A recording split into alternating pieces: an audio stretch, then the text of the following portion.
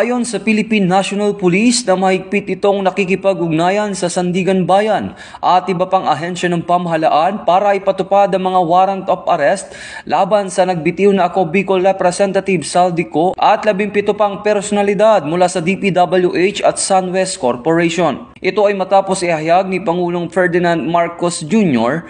na may inilabas ng warrant of arrest kaugnay sa umano'y maanumalyang infrastructure projects sa Oriental Mindoro.